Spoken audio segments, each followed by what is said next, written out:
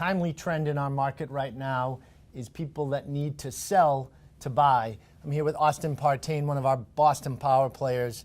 Austin, it's not always an easy task to do both, but it can be done.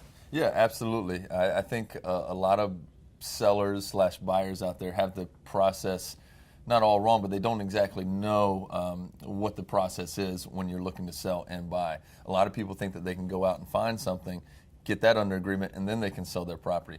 That's not how it works, unfortunately. It's not how it works No. in today's market, and it's amazing to me how many conversations we both have with potential buyers that think they're going to find something first and they're just going to fill in the sale on the back end. That is the most important part. Yep. Get your home under agreement, then you become a competitive buyer. Yeah, absolutely. You're in your best position when your property's sold, but at least you can move to the next property if you have your current house under agreement. Yeah, it's a seller's market right now. So for a seller to accept an offer from a buyer who has to sell their home, it just doesn't make sense, especially, like I said, if it's not already on the market or really under agreement. That's what they want to see.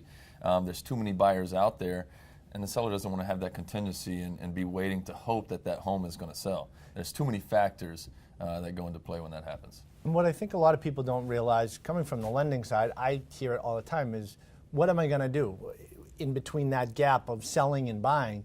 Reality of it is you can do it the same day. Yeah. Right? You can close on your sale at 10 o'clock in the morning. Yeah.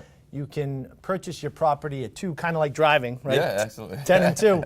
You can get it done in the same day, and it's pretty common in a market like this. Oh yeah, absolutely. It happens often. So, again, it's a seller's market. If you have to sell your place to buy something, the best part is you're going to most likely have a lot of buyers if it's priced right, in decent condition.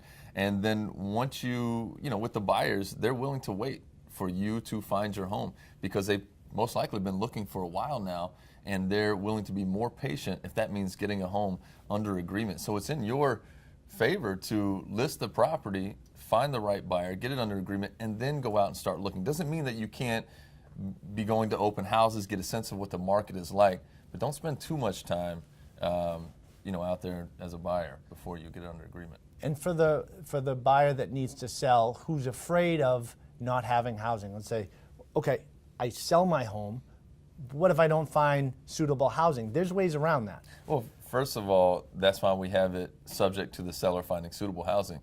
If you can't find housing, then unfortunately, obviously you can't find housing, but your deal is not in jeopardy, I guess, if you will. You can back out. That's why we have that contingency in there. And I've seen recently a few people weren't able to find housing after 30 days. The buyer and seller both agreed to extend another 30 days. You can make it happen, bottom line. Yeah, it's tough to find a place right now, so buyers are willing to be flexible.